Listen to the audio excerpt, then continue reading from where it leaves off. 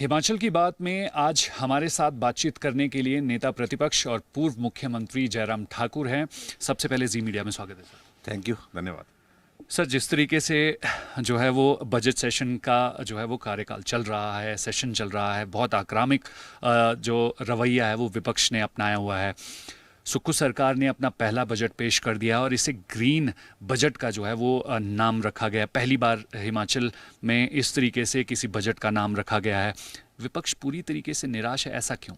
ये बजट जो है वो हकीकत पर नहीं है, एक काल्पनिक उड़ान है कल्पना की। एक कहने के लिए बहुत अच्छा लगता है कि ग्रीन हिमाचल हमारा एक ड्रीम प्रोजेक्ट है और उसके लिए प्रोविजंस क्या हैं। और मैं इस बात को भी देख रहा था कि ग्रीन हिमाचल के लिए चाहे वो सोलर पावर की बात कहें, चाहे वो इलेक्ट्रिक व्हीकल की बात कहें, चाहे वो ग्रीन हाइड्रोजन से आने वाले समय में एनर्जी की बात कहें, हम उन सारी चीज़ों में एक चीज़ को समझना पड़ेगा उनको कि ये विजन तो आदरणीय प्रधानमंत्री नरेंद्र मोदी जी का है। इन योजनाओं के लिए अगर सही मायने में जिनका जिक्र कर रहे हैं, हम इतना सब्सिडी देंगे, इतना सब्सिडी करेंगे, ये सारी बातें कह रहे हैं, वो प्रोविजन तो केंद्र सरकार के बजट के अंतर्गत हैं। आप क्या दे रहे हैं, आप क्या कर रहे हैं, आपने बजट प्रोविजंस उसके लिए किए क्या है? और जितनी जल्दबाजी में, जितना जल्दी में ये कल्पना की उड़ान भर रहे हैं, तो हम नहीं चाहते हैं कि उड़ान भरने के बाद धड़ाम से गिर जाएं। बजट आपके लिए, डेवलपमेंट के लिए तो घटता जा रहा है। पिछले कंपैरिजन में आपकी बार बजट में कमी है डेवलपमेंट के लिए। और दूसरी बात, इस बात को भी आप देखिए कि अगर 100 रुपये में से बजट की अगर डेवलपमेंट और दूसरी एक्टिविटीज़ के लिए हमारा अगर हम देखें तो 29 पैसा बचता है। सैलरी, पेंशन, उसके बाद जो हमारे लोन्स हैं, लोन की किस्त हो गई, उसके बाद फिर हमारी जो ग्रांट देनी है हमने यूनिवर्सिटीज़ वगैरह के लिए, उसकी बात कहें हम, और उसके बाद हम जो ब्याज की दरें, ब्याज देना है, इंटरेस्ट देना है, उन सारी चीज़ों को अगर हम देखें, उसके बाद आपके पास डेवलपमेंट के लिए पैसा बचा कहाँ है? बहुत ही कम। यानी कि इस बजट में तो जनरल डेवलपमेंट जो स्टैंड स्टिल हो जाएगी, ऐसी संभावना है। बड़ी इंटरेस्टिंग बात यह है कि जो ओपीएस को देने की अगर ये बात कह रहे हैं, उसका एसओपी अभी तक क्या है, वो क्लैरिटी नहीं है। कर्मचारियों ने कहा कि ऑफिस हमको सीधी ऑफिस चाहिए और उसमें कोई नया मॉडल नहीं चाहिए, हमें वही मॉडल चाहिए जो 2003 से पहले मॉडल ओपीएस का लागू है, उसी तरह पर चाहिए। उस सारी चीज़ को लेकर के क्लैरिटी नहीं है। एसओपी बनाएंगे, एसओपी बना करके घुमा फिरा करके उसके बाद क्या होगा अभी तक उसमें मालूम नहीं। दूसरी बात, इन्हें गारंटी के बारे में बहुत ज़्यादा बात कही थी। उन्होंने कहा था कि हम महिलाओं को, प्रत्येक महिला 18 से 60 साल की आयु की, उसको 1500 रुपये महीने का देंगे। और इतना झूठा बोलना, इतना गलत बात करना आज तक किसी बजट में हुआ नहीं होगा। आप कल्पना करिए, इन्होंने 2,31,000 महिलाओं के लिए जिक्र किया है, लेकिन कौन महिलाएं होंगी? वो महिलाएं होंगी जिनको ऑलरेडी पेंशन मिल रही है। और पेंशन मिलने के बाद जो रिमेनिंग पोर्शन जो 1500 को, एक कैटेगरी है जिनको 1000 रुपये मिलता है, एक कैटेगरी है जिसको 1150 मिलता है। 1150 वाले को जो है वो उनको 350 डाल करके जो है उसमें इसको 1500 पूरा करेंगे, और जिनको 1000 मिलता है उनको 500 डाल करके। अरे आपने अपनी गारंटी अलग से कही है, जो पेंशन मिलती है वो अलग से है। इसका मतलब आप पेंशन बंद कर रहे हैं।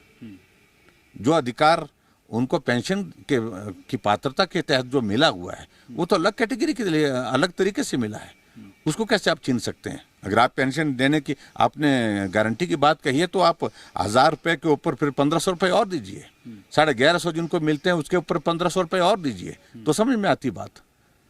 इस तरह से झूठ बोलना, गुमराह करना, ये बहुत दुर्भाग्यपूर्ण है। दो पूर्व मुख्यमंत्री का जिक्र करना बेहद ज़रूरी है, एक प्रोफेसर प्रेम कुमार धूमल और दूसरे शांता कुमार जी। उन दोनों ने ही जो है इस बजट में ग्रीन इनिशिएटिव को लेकर जो है वो सराहना की है। आप किस तरीके से देखते हैं? और दूसरी तरफ उन्होंने ये एक सवाल किया कि इनिशिएट बहुत अच्छा है लेकिन इसे पूरा करना बहुत बड़ा चैलेंज है। आप किस तरीके से, आपका नज़रिया किस तरीके से? देखो, ये सपनों का महल है उनका एक तरह का अभी तक। और मैं इस दिशा में ये कह सकता हूँ कि अगर हमारे देश के यशस्वी प्रधानमंत्री नरेंद्र भाई मोदी जी ने जिस प्रकार से एक ग्रीन रेवोल्यूशन, ग्रीन पावर के लिए पूरे देश भर में नहीं पूरी दुनिया भर में अभियान चलाया है और इस बजट में सारे वो प्रोविजंस भी किए हैं, सही मायने में उस दृष्टिकोण से देखा जाए तो उसी को आगे बढ़ाने के लिए उन्होंने एक बात कही है। लेकिन ये धन्यवाद करते एक लाइन का कि नरेंद्र भाई मोदी जी ने पूरे देश भर में ग्रीन एनर्जी को बढ़ाने के लिए प्रोत्साहित किया है सब लोगों को, और बहुत सारे जो है उसमें इनिशिएटिव लेकर के प्रमोट करने के लिए उन्होंने सब्सिडी दी है और इस तरह से मदद की है, स्टेट को भी मदद की है। तो ऐसे में मुझे लगता है कि अच्छा रहता है कि अगर प्रधानमंत्री जी का धन्यवाद करते हो, आप अपना कुछ तो कर नहीं रहे हैं।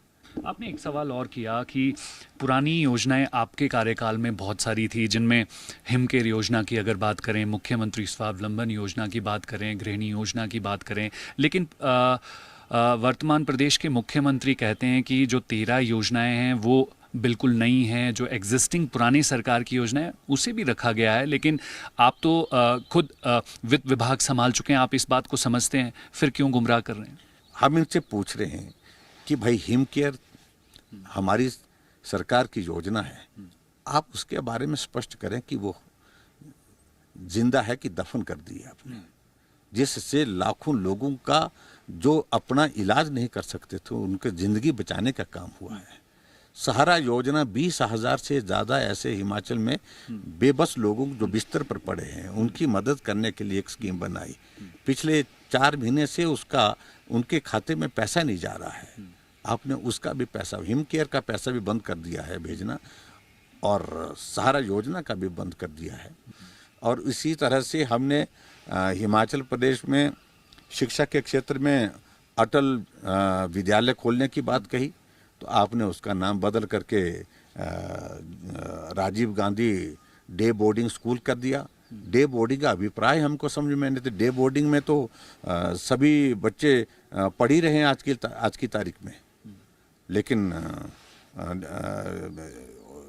हमने उसमें जो प्रोविज़न रखा था हमने तो ये रखा था उसमें हॉस्टल होगा, उसमें अलग तरह से सारा सिस्टम रहेगा, जो टीचर्स वहाँ पर होंगे वो ट्रांसफरेबल ऐसे नहीं होंगे, उनके लिए अलग से पॉलिसी बनाएंगे।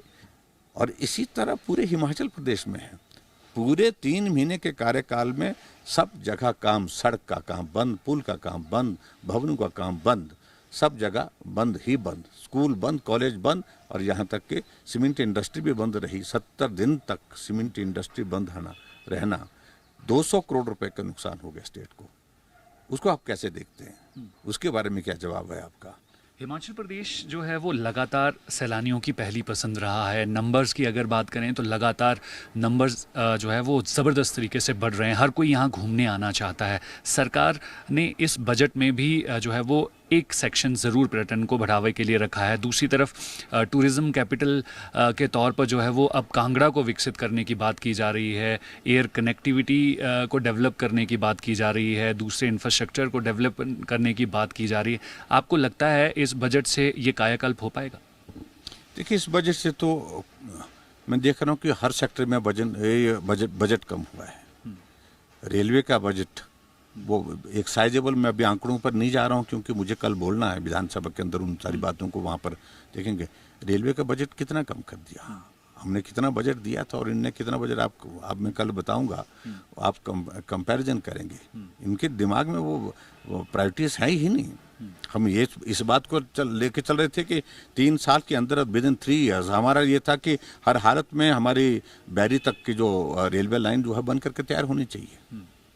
लेकिन अभी तक जिस तरह के बजट प्रोविज़न की हैं उसमें तो ऐसा लगता है कि स्टेट की ओर से कोई सीरियसनेस उसमें नहीं है। चाहे मुख्यमंत्री हों या आप हों, लगातार ये कहते हैं कि प्रदेश की जो वित्तीय स्थिति है वो काफ़ी नाजुक है, सीरियस कंसर्न वाली है।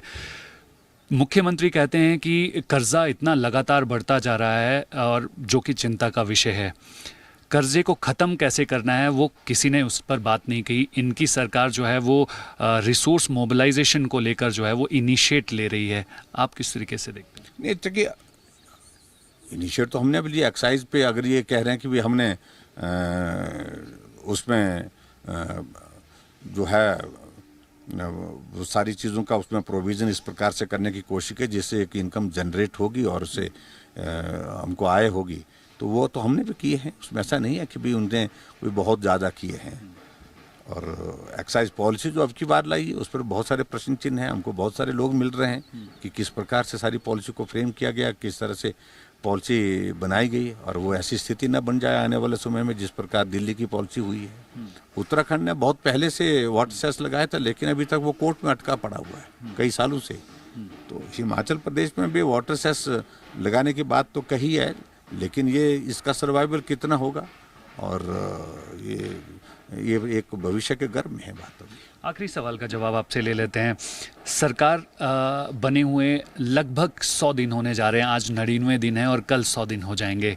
इस 100 दिन के पीरियड को नेता प्रतिपक्ष और पूर्व मुख्यमंत्री किस तरीके से देखते हैं? देखिए, मैं समझता हूं कि शुरू के अवसर में सरकार को काम करने का अवसर देना चाहिए, और मुख्यमंत्री पहले बार बने हैं तो इसलिए हमें ये लगा कि देना चाहिए, लेकिन इन्होंने वो अपॉर्चुनिटी अपने हाथ से खोई है। Controversies from the day one, और जो बदले की भावना से काम करने का तरीका जिसे हमने 5 साल पहले बंद किया था, बदले की भावना से काम करने की प्रक्रिया हिमाचल में नहीं होनी चाहिए। उनने फिर वही शुरू की, बिना सोचे समझे, बिना माइंड अप्लाई किए हुए इंस्टीट्यूशंस बंद किए हैं।